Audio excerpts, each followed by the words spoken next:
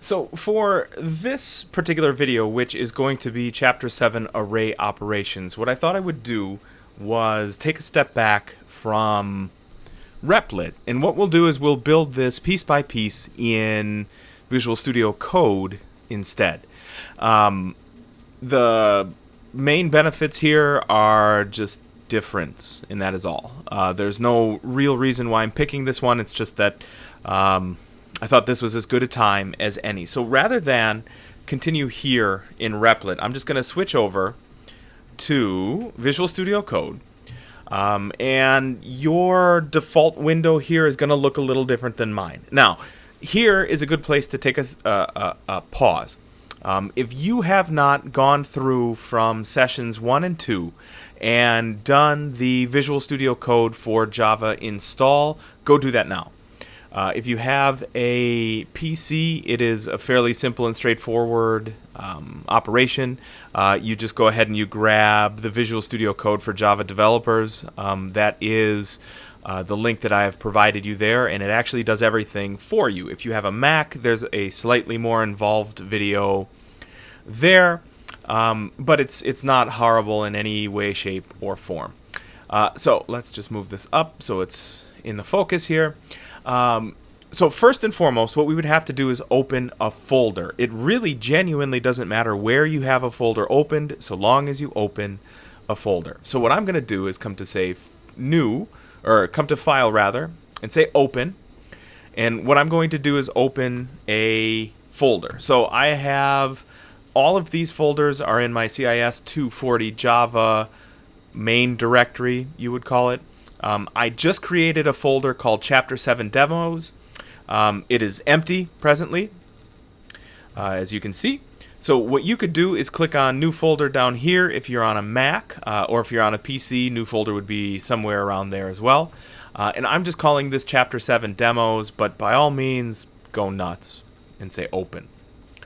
So once that's open, you'll notice over here on the left-hand side, in kind of the middle pane, we have that Chapter 7 Demos is there and open. Next, what I would do is simply right-click in here and say New File.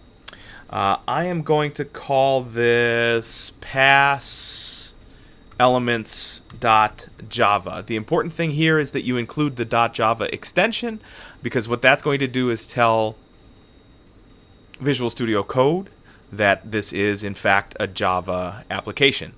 So all I did was hit Enter thereafter. I have this Java overview thing pop up by default. Yours may or may not do that, but up here along the top you should see passelements.java. Now this is the reason that developers love developers environments. In the very same way that we could use IntelliCode in Replit, we get the steroided up supercharged version here with Visual Studio Code.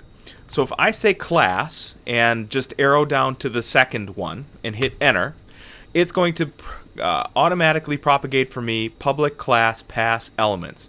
You're going to know this pass elements, or notice rather that pass elements here corresponds to my pass elements over here. That's the exact name of the file I need, so that this way there's no disagreement like we saw in Chapter 6 between if I had a lowercase p or a lowercase e. That's not going to be good.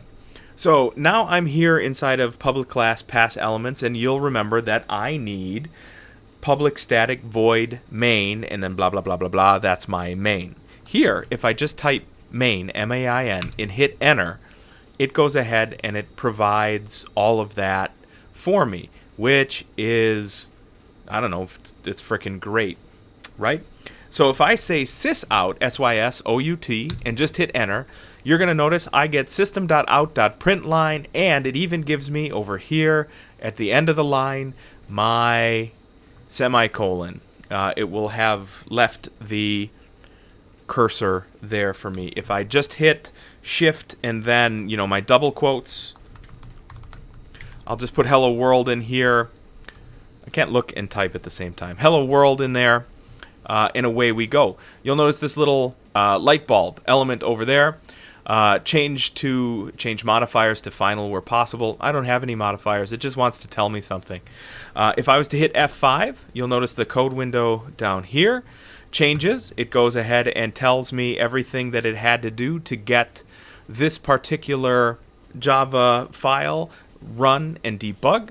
And right here, you'll see hello world. Let's just say I go nuts and I run it 3 times. There's 2, there's 3. I'm going to run it 4 just for good measure.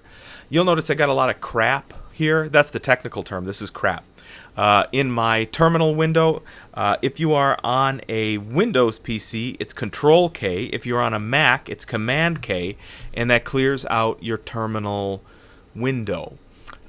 So that is kind of the quick and dirty walkthrough of why we would use Visual Studio Code, because once you learn the ins and outs of the shortcuts, it gets to be really great.